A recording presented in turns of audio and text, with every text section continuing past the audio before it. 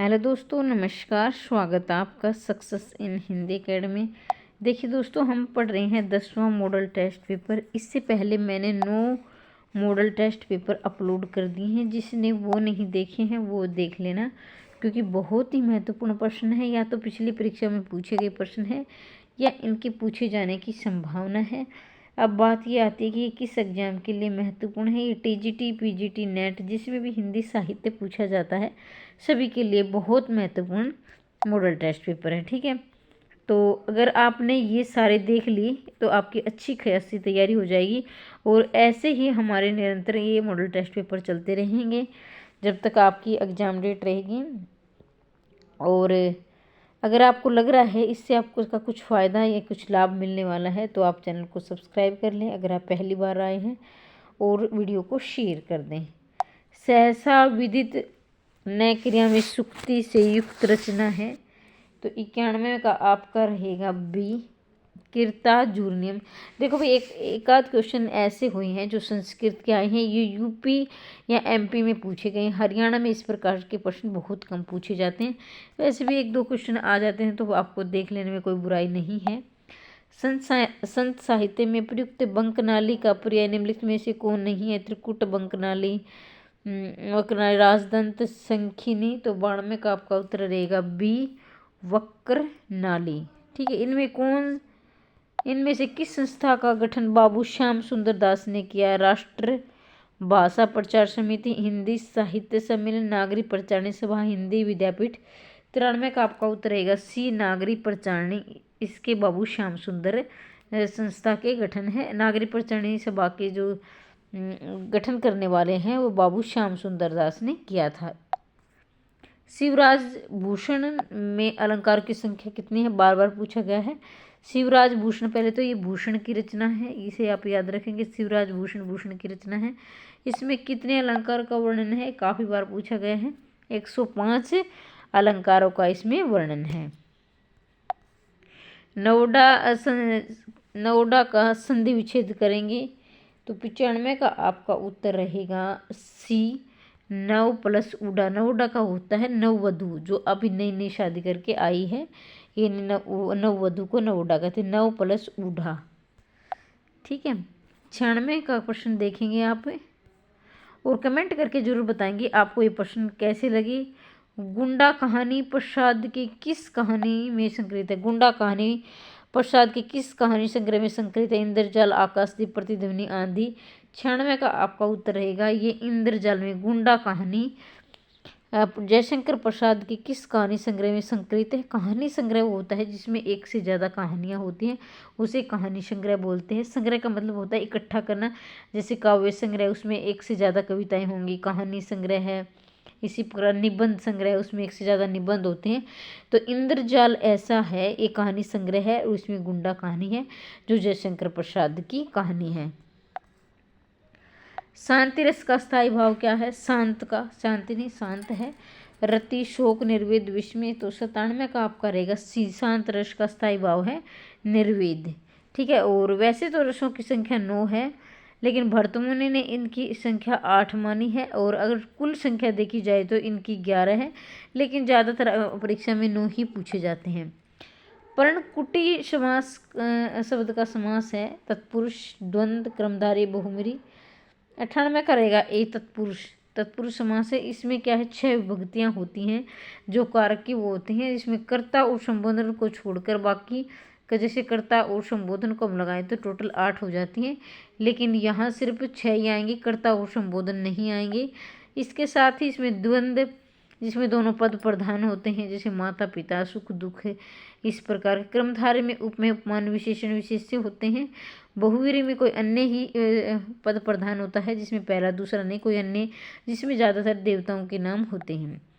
निम्नलिखित में से नए तत्पुरुष समास कौन था। रोगमुक्त, राजपुरुष, अभाव, पुत्र हितम। तो 99 का आपका उत्तर रहेगा सी, अभाव। देखो, इसमें जो नकारात्मक होते हैं, जो नकारात्मक शब्द होते हैं वो नए तत्पुरुष, ये अन्य मतलब तत्पुरुष के इन 6 विभक्तियों से अलग रहता है ये नए तत्पुरुष।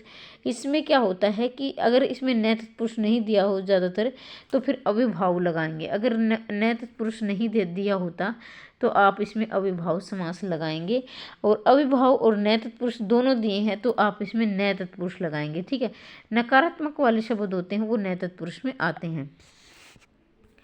बिहारी कवि है रीतिसिद्ध, रीतिबद्ध, रीतिमुक्त। देखिए ध्यान दीजिए, रीतिकाल को 3 भागों में बांटा गया है। रीतिकाल को 3 भागों में बांटा गया है। किसने बांटा है? विश्वनाथ ने। आचार्य विश्वनाथ ने इसे 3 भागों में बांटा है। आचार्य विश्वनाथ ने 3 भागों में, जिसमें आपका है रीतिसिद्ध, रीतिबद्ध, रीतिमुक्त, 3 भागों में हो गई है। इसमें आपके बिहारी आएंगे रीतिसिद्ध में, पहला ही होगा। रीतिबद्ध में आएंगे, इसमें आपके केशवदास हैं, देव हैं, ये आएंगे केशवदास, देव। रीतिमुक्त में आएंगे आपको घनानंद, आलम, बोधा। रीतिसिद्ध में आएंगे आपके बिहारी और द्विजदेव। ठीक है, ये आएंगे। प्रगतिवादी कवि है जयशंकर प्रसाद, मुक्तिबोध, केदारनाथ अग्रवाल, हरिवंश राय बच्चन। 101 का रहेगा आपका सी। केदारनाथ अग्रवाल प्रगतिवादी कवि है। जयशंकर प्रसाद की मैं बात करती हूँ, ये छायावादी कवि हैं। छायावादी के 4 आधार स्तंभों में जयशंकर प्रसाद का नाम भी प्रमुख है। हरिवंश राय की मैं बात करती हूँ। हरिवंश राय आलावाद के प्रवर्तक है, कई बार पूछा गया आलावाद के प्रवर्तक है। हरिवंश राय बच्चन है। नागपंथ के प्रणेता कौन है? आदिनाथ है, मच्छिंद्रनाथ, गोरखनाथ, चुनकरनाथ। तो 102 का आपका उत्तर रहेगा बी, नागपंथ, यानी नाथ पंथ आएगा। ये नागपंथ नहीं, नाथ पंथ। तो इसमें क्या है? नाथ पंथ में आपके आएंगे 102 का आपका उत्तर रहेगा बी, मच्छिंद्रनाथ। ठीक है, कहीं कहीं पर इसका गोरखनाथ भी दिया है, लेकिन गोरखनाथ के जो गुरु थे वो मच्छिंद्रनाथ थे। कहा जाता है कि एक जगह पर आकर, इसका उत्तर तो रहेगा बी, एक जगह पर आकर क्या होता है कि मच्छिंद्रनाथ अपने मार्ग से भटक जाते हैं। तो ऐसा गोरखनाथ ने इनका विरोध किया था, इनके शिष्य ने, कि ऐसी पंक्ति आती है कि भाग मच्छिंद्र गोरख, भाग मच्छिंद्र गोरख, मतलब ये इससे भागते हुए फिर रहे थे और गोरखनाथ इनका पीछा कर रहे थे इनकी सद्बुद्धि, यानी सद्मार्ग पर लाने के लिए। ठीक है, इसलिए कहीं कहीं पर इसे गोरखनाथ भी प्रवर्तक माना गया है। निम्नलिखित में से दिनकर की काव्य रचना नहीं है। ओंकार, उर्वशी, कुरुक्षेत्र, त्रिधारा। 103 का आपका उत्तर रहेगा डी, त्रिधारा। ये किसकी? दिनकर की नहीं है, यहाँ रामधारी सिंह दिनकर इनका पूरा नाम है, इसकी बात हो रही है। उर्वशी, कुरुक्षेत्र, ओंकार ये इन्हीं की रचना है। इनमें से कौन रीतिमुक्त धारा नहीं, रीतिमुक्त धारा के नहीं है? तो अभी हमने थोड़ी देर पहले बात की थी रीतिमुक्त, रीतिसिद्ध, रीतिबद्ध की। तो 104 का आपका रहेगा रसलीन। रसलीन क्या है? रीतिमुक्त धारा के नहीं है। और घनानंद आलम ठाकुर ये क्या है? रीतिमुक्त के हैं। इन संत कवियों में सर्वाधिक शिक्षित थे 105 का रहेगा सुंदरदास। ये एक नाम, जैसे नाम है सुंदरता, नाम की तरह ही बहुत सुंदर थे। अब मैं इसकी बात नहीं कर रही हूँ कि वैसे बोला जाता है कि जैसे हम नक्सिक में सुंदर, लेकिन ऐसी बात नहीं है कि सिर्फ नक्सिक में, ये विचारधारा में भी काफ़ी सुंदर ही थे। ये सबसे ज़्यादा शिक्षित थे इसलिए। और एक बात ये भी कि इन्होंने हमेशा सुंदरता का, नहीं जो नक्सिक वर्णन है, नायक नायिकाओं का वर्णन, तो उन्होंने हमेशा श्रृंगार का हमेशा इन्होंने विरोध किया है। श्रृंगार के विरोधी रहे। अगर आपसे पूछा जाए श्रृंगार के विरोधी कवि, तो सुंदरदास आएंगे, इन्होंने श्रृंगार का विरोध किया है। अब याद करने की ट्रिक ये रहेगी, तो वैसे तो इससे कोई इसका संबंध नहीं है, लेकिन याद करने की ट्रिक रही है। आमतौर पर क्या होता है कि जो सुंदर लोग होते हैं वो श्रृंगार का विरोध करते हैं, भाई उनको श्रृंगार की आवश्यकता नहीं होती, वो अपने आप में ही सुंदर होते हैं। तो इन्होंने श्रृंगार का हमेशा विरोध किया है।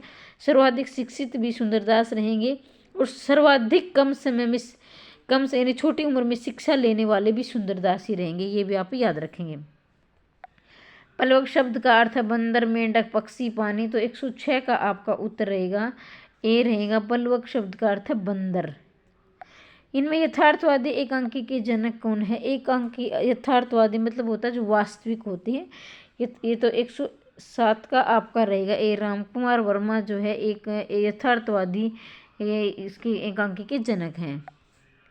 सतो सचो सतु सूत्र के सचुतो संधि के निम्न कौन सा उदाहरण सही है? 108 का आपका रहेगा यही सही है, रामस्य प्लस चुनौती, रामस चुनौती। ठीक है, आगे बढ़ते हैं। 109 का युधिष्ठिर में कौन सा समास है? तो 109 का देखेंगे तत्पुरुष, बहुव्रीहि, अलूक, कर्मधारी। 109 का आपका उत्तर रहेगा सी, अलूक। युधिष्ठिर में अलूक से है समास है। युद्ध में स्थिर है जो, ऐसे इसके हो जाएंगे।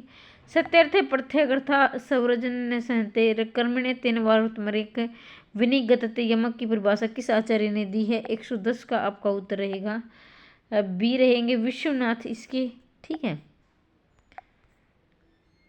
तो ये पंक्तियाँ तो कोई समझाने वाली बात नहीं, ये तो आपको याद ही करनी पड़ेंगी। हिंदी प्रदीप नामक पत्र की निम्नलिखित किसके द्वारा से, ये कल भी आया था ये प्रश्न, बहुत महत्वपूर्ण प्रश्न है, इसका मतलब बार बार परीक्षा में पूछा जाता है, याद रखेंगे। 100 के बालकृष्ण भट्ट, प्रदीप के रहेंगे बालकृष्ण भट्ट, और प्रताप नारायण है ब्राह्मण है इनकी, प्रताप नायर की ब्राह्मण है। विधि क्या है? विधि क्या है? वृत्ति है, संधि है, अभिनय, रूपक है। तो विधि है रूपक, विधि क्या है? रूपक है। गोद में लड़का शहर में ढिंडोरा मुहावरे का सही अर्थ है छोटे शिशु को तलाशना, अत्यधिक शरारती बालक, पास में वस्तु रहते चारों ओर खोजना, छोटे बालक की प्रशंसा करना। तो इस प्रकार से आपका रहेगा सी, पास में वस्तु रहते चारों ओर खोजना। देखो मैंने कई बार आपको बताया है कि जब आप मुहावरे करें तो आपको क्या करना है कि जो इसमें दिया है, लाइन में जो अर्थ दिया है, जो वाक्य में जो अर्थ दिया वो उसका तो बिल्कुल ही नहीं हो, बिल्कुल उससे विपरीत होगा। अगर आपको नहीं भी आ रहा है तो मैं इसके लिए बता रही हूँ, थोड़ा सा अगर आप ध्यान रखेंगे, अगर आपको नहीं भी आ रहा, क्योंकि बहुत सारे मुहावरे लोग होते हैं उसे भी याद करना मुश्किल हो जाता है, तो इसलिए मैं कह रही हूँ कि अगर आपको नहीं भी आ रहा है तो आप इसमें जो भी अर्थ है दिया है वो नहीं करोगे, बिल्कुल अलग है वो करेंगे। देखिए यहाँ देखिए थोड़ी देर के लिए, यहाँ लड़का है, छोटा शिशु है तो कट गया, या क्या है बालक का है, लड़का है बालक का है तो ये भी कट गया। अब छोटे बच्चे ये आया बालक आया है तो यहाँ लड़का, ये भी कट गया। अब यहाँ देखो कोई भी इस वाक्य से कोई लेना देना नहीं लग रहा है, बिल्कुल अलग है, तो यही इसका उत्तर है। ठीक है, कोल ज्ञान निर्णय के रचनाकार हैं, कोल ज्ञान निर्णय गोरखनाथ, जालंधर नाथ, मत्स्येंद्र गोपीचंद। 114 का रहेगा आपका मत्स्येंद्र नाथ। कोलगान निर्णय के रचनाकार मत्स्येंद्र नाथ है, ये वही है जो गोरखनाथ के गुरु हैं। साहित्य जनता की चित्तवृत्ति का संचित प्रतिबिंब है, ये बार बार पूछा गया है और आता भी है और आता भी रहेगा, ये याद रखेंगे। इसका उत्तर आपका रहेगा 115 का रहेगा आपका सी, साहित्य जनता की संचित चित्तवृत्ति का संचित प्रतिबिंब है, ये रामचंद्र शुक्ल रहेंगे, बार बार परीक्षा में पूछा जाता है और आता है और आता भी रहेगा, इसलिए याद रखेंगे। निर्गुण ज्ञानाश्री शाखा का दूसरा नाम क्या है? राम भक्ति, कृष्ण भक्ति, संत साहित्य, सूफी। तो 116 का रहेगा सी, निर्गुण ज्ञानाश्री शाखा का दूसरा नाम है संत साहित्य। और इनके प्रवर्तक अगर आपसे पूछा जाए प्रवर्तक कौन रहेंगे तो इनके रहेंगे निर्गुण ज्ञानाश्री शाखा के प्रवर्तक रहेंगे कबीर दास। ठीक है, कबीर दास। और सूफी का आपसे पूछा जाए तो सूफी के रहेंगे जायसी। प्रेमाख्यान आ जाए तो भी जायसी, सूफी के आ जाए तो भी जायसी। कृष्ण के रहेंगे आपके सूरदास, कृष्ण के रहेंगे सूरदास। राम के रहेंगे आपके तुलसीदास, सारे याद रखेंगे। राम भक्ति का के तुलसीदास, कृष्ण भक्ति के सूरदास, संत के कबीरदास, सूफी की जायसी। तो सारे याद करने हैं। खड़ी बोली हिंदी की उत्पत्ति हुई है, देखिए 117 का रहेगा आपका सी, शोर से यानी अपभ्रंश से। खड़ी बोली हिंदी की उत्पत्ति शोर से यानी अपभ्रंश से। ठीक है, 118 की तरफ आगे बढ़ते हैं। तब तक आप अगर पहली बार आए हैं तो चैनल को सब्सक्राइब कर लें। समास की अधिकता ओज कहलाती है, ओज समास विभूषण। ये कथन किसका है? समास की अधिकता ओज कहलाती है। तो 118 का रहेगा आपका बी, वामन। ये पंक्ति किसका है? वामन ने बोला कि समास की अधिकता ओज कहलाती है। ओज मतलब होता है जो शौर्य पराक्रम, उससे ओज, बस जिसे पढ़कर हमारे अंदर ओज यानी उत्साह आ जाए। कबीर की पत्नी का क्या नाम था? तो कबीर की पत्नी का नाम था ए लोई। कबीर की और कमाल और कमाली इनके पुत्र और पुत्री का नाम था। कमाल और कमाली, कमाली इनकी पुत्री का नाम था। ठीक है, कमाल इनके पुत्र का नाम था, ये भी याद रखेंगे। लोई इनकी पत्नी का नाम था। भक्ति भावना का मूल स्रोत भारत के किस भाग में मिलता है? 120 का उत्तर रहेगा डी, पश्चिमोत्तर भाग। ठीक है, पश्चिमोत्तर यानी पश्चिम और उत्तर। कई बार इसका दक्षिण भाग में से भी माना जाता है, लेकिन यहाँ पश्चिमोत्तर दिया है तो बिल्कुल सटीक दिया होगा, तो लेकिन यहाँ ज़्यादातर आपका उत्तर दक्षिण भारत ही आता है। तो अब ये तो पता नहीं उन्होंने क्यों मान लिया, अब मैं तो इसके बारे में तो कुछ कह नहीं सकती, लेकिन ज़्यादातर इसका उत्तर दक्षिणी ही मैंने देखा है, फिर मैं आपको कंफर्म करके बता दूंगी, लेकिन इन्होंने माना है इसको पश्चिमोत्तर।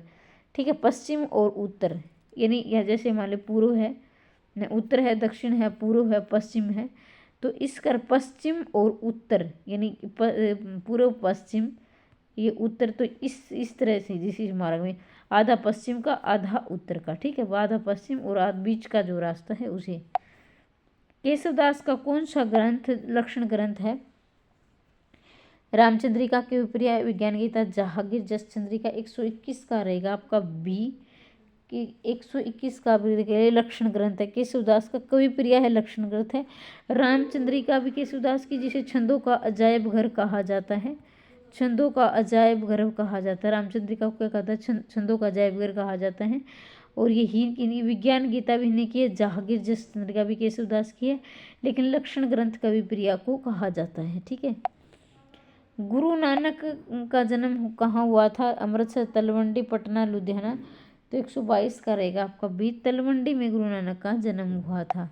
हंसावली की नायिका कहाँ की राजकुमारी थी? हंसावली की नायिका राजकुमारी थी, भी कहाँ की थी? 123 का आपका उत्तर रहेगा ए, पाटन।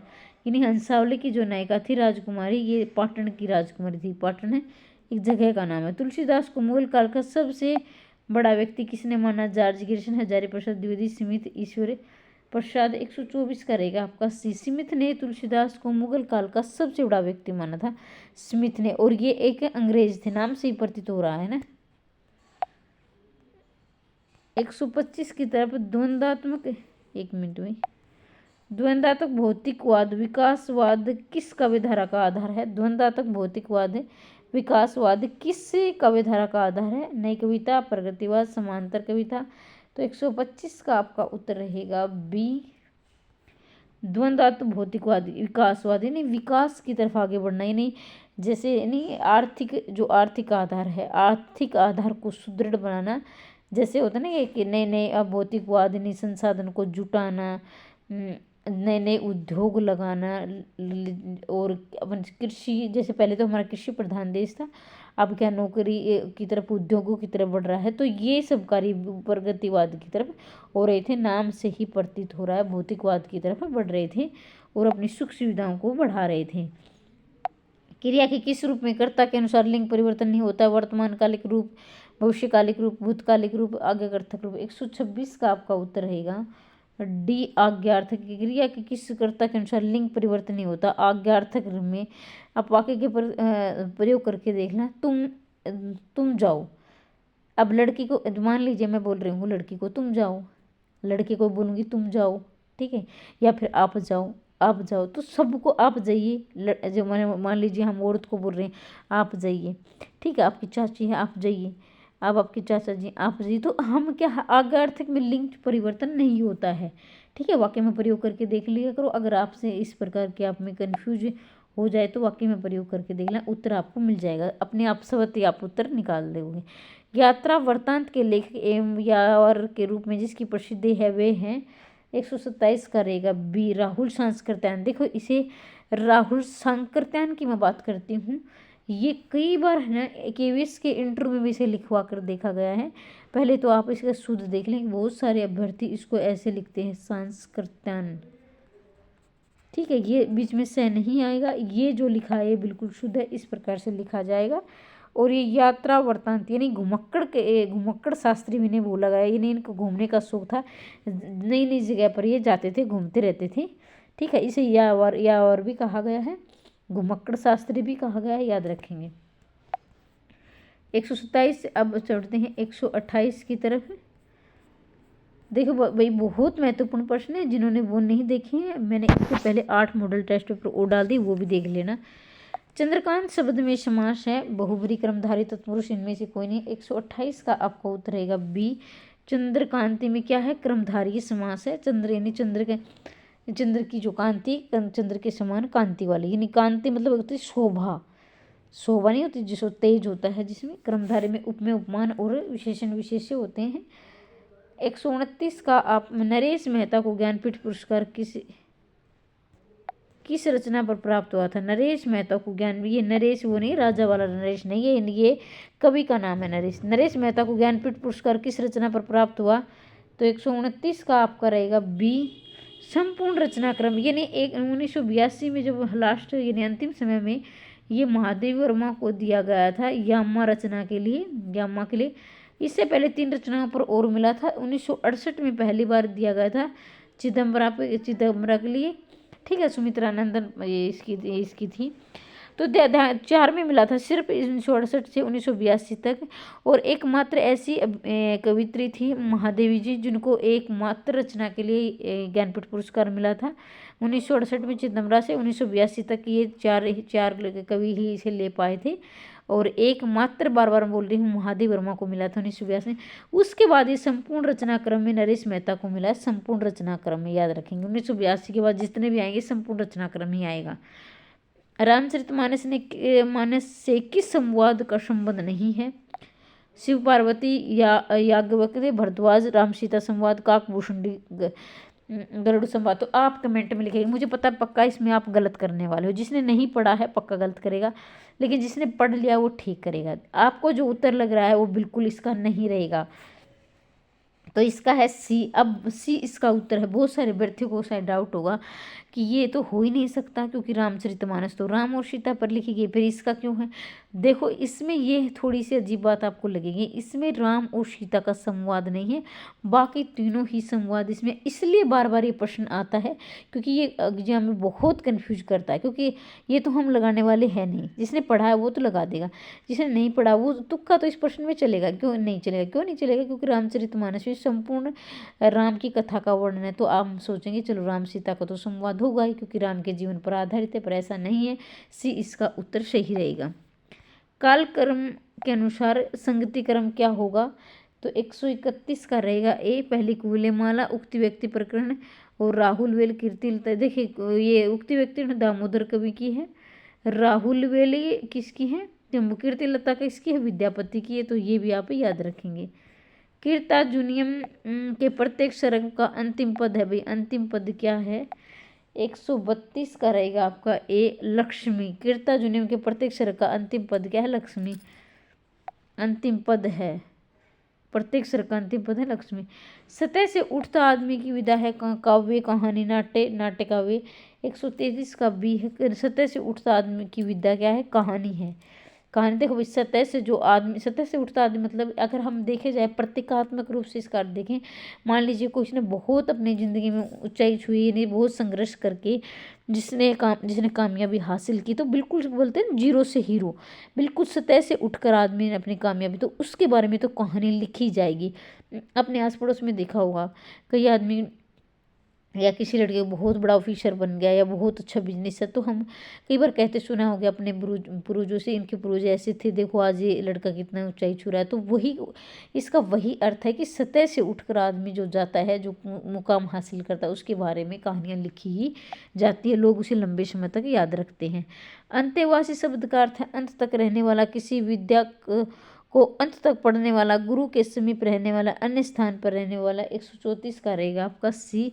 गुरु अंतेवासी शब्द का अर्थ है गुरु के समीप रहने वाला। और ये वाक्यांश के लिए एक शब्द भी है, वाक्यांश के लिए एक शब्द भी है, इसे याद रखेंगे। क्योंकि कई बार ये हो जाता है कि ये क्या आ गया, वाक्य क्या है, ये शुद्ध है अशुद्ध है। हालांकि जिसने अच्छी तैयारी कर रखी है उसको तो इस प्रकार का डाउट नहीं होगा। जो जिसकी कम तैयारी है, जो पहली बार तैयारी कर रहा है, उसके लिए छोटी छोटी बातें मैं बता देती हूँ। कौन सा निबंध आचार्य रामचंद्र शुक्ल का है? जम्बू का आम, फिर बोरा गए। कविता क्या है? कवि कर्तव्य। 135 का आपका रहेगा सी। कविता क्या है? किसका है? रामचंद्र शुक्ल का निबंध है।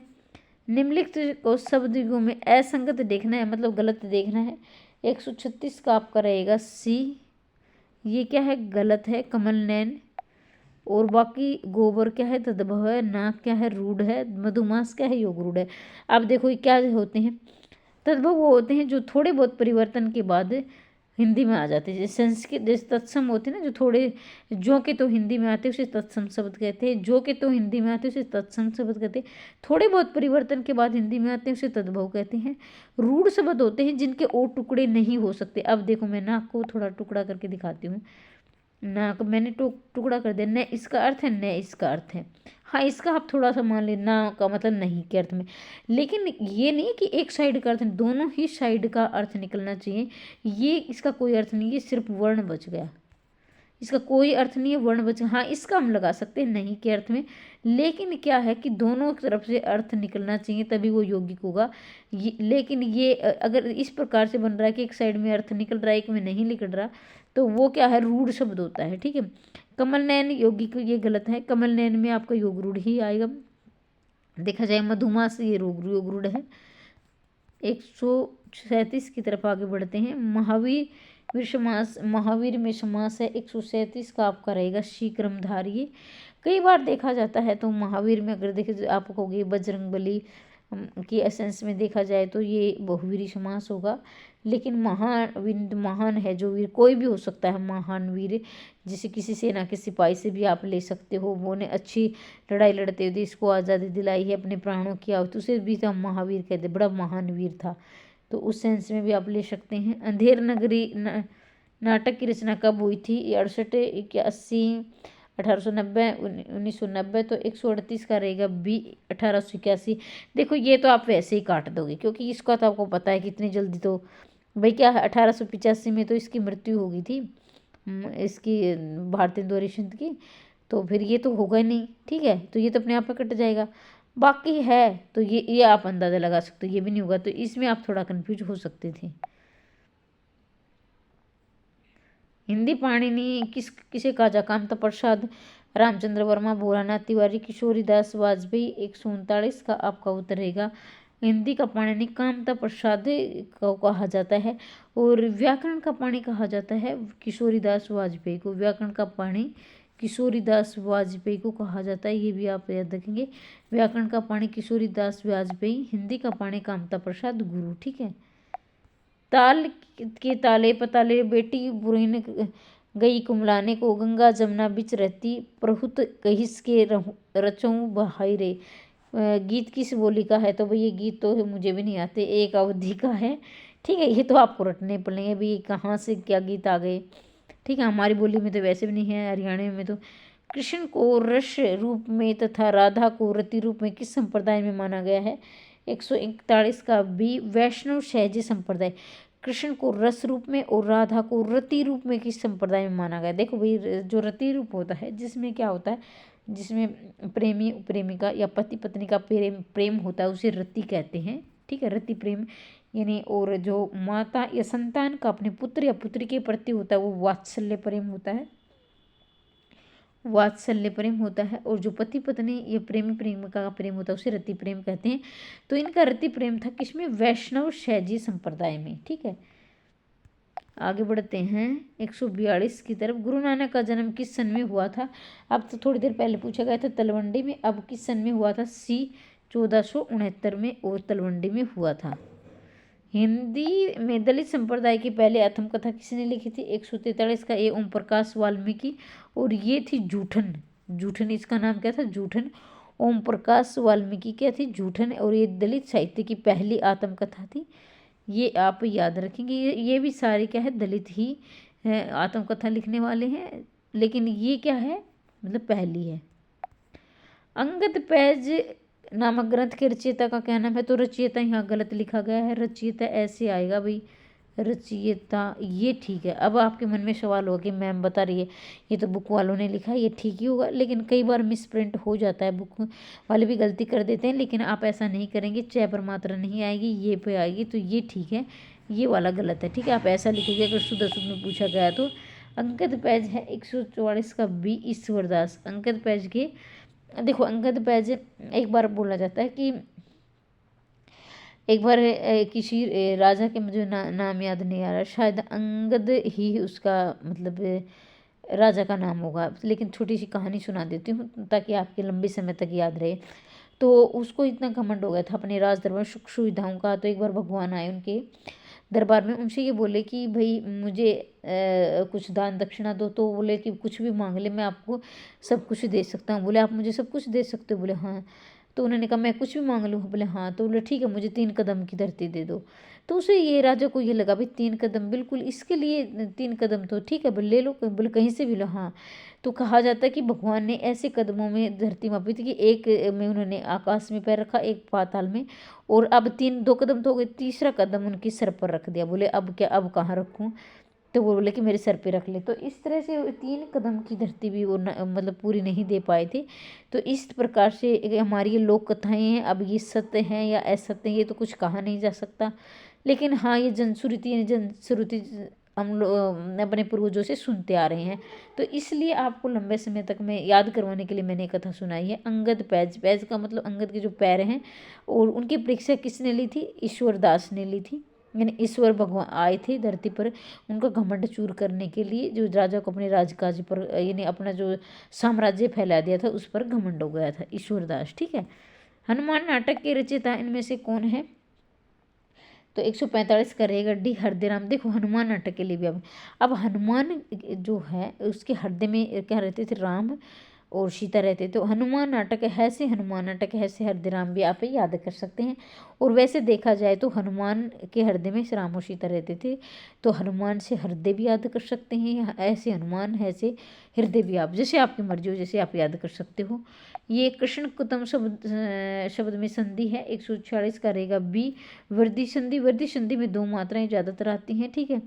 दीर्घ संधि में आ ई उ आते हैं, ये याद रखेंगे। अयादि में ए आए आओ औ आते हैं। गुण में आपके आते हैं ए ओ अर। ठीक है। ए ओ अर ये गुण में आएंगे। ठीक है। तो यहाँ वृद्धि रहेंगी। ठीक है। और ये PDF या नहीं चाहिए आपको प्रश्न तो टेलीग्राम ज्वाइन कर लें। मैं टेलीग्राम पर ये प्रश्न पत्र और इनके उत्तर भी सेंड कर दूंगी, उत्तर सहित आपको टेलीग्राम पर मिल जाएंगे। टेलीग्राम से आप ज़रूर जुड़ें, या व्हाट्सएप लिंक भी आप डाउनलोड कर सकते हैं। व्हाट्सएप का लिंक भी आपको वीडियो के नीचे मिल जाएगा। सरस्वती पत्रिका का संपादन का प्रकाशन हुआ है, तो 147 का आपका उत्तर रहेगा बी। अब आप बहुत सारे अभ्यर्थियों ने 103 पढ़ा होगा, तो इसलिए मैं आपको बता दूं कि पहली बार तो 1900 में हुआ था, लेकिन 1903 से लेकर 1920 तक जो आपने रट रखा है वो महावीर प्रसाद द्विवेदी थे, जुड़े रहे थे। 1903 से 1920 तक तो बहुत सारे अभ्यर्थी कंफ्यूज हो जाते हैं। इनकी शुरुआत हुई थी 1900 से। अगर आपसे पूछा जाए महावीर प्रसाद द्विवेदी की शुरुआत कभी थी, तो इसका उत्तर ए हो जाता 1903। ठीक है। और आपको पता है ना कि जो जूही की कली थी निराला की रचना, जो मुक्त छंद की सबसे पहली कविता थी, उसे छापने से महावीर प्रसाद द्विवेदी ने मना कर दिया था। तो वो पत्रिका कौन थी? सरस्वती पत्रिका थी। उन्होंने अश्लीलता का आरोप लगा दिया था कि भी ये आपकी रचना अश्लील है, और मैं इसमें अपनी पत्रिका में इसको नहीं छापूंगा। लेकिन बाद में वो पत्रिका इतनी मतलब वो रचना इतनी प्रसिद्ध हुई थी कि महावीर प्रसाद द्विवेदी इससे मिले निराला से, उससे प्रभावित हुए बिना नहीं रह सके। बाद में ऐसा हुआ था। आधा पात बबूल का आधा तम, एक मिनट भी थोड़ा सा हाथ हिल गया जाता है कई बार। आधा पात बबूल का आता में तनिक पे लाला जी करने लगे छठे मास, ये थोड़ा सा कटा हुआ। 148 का आपका रेडी हास्य, मतलब आधा पात बबूल का तामे तनिक लाला जी करें।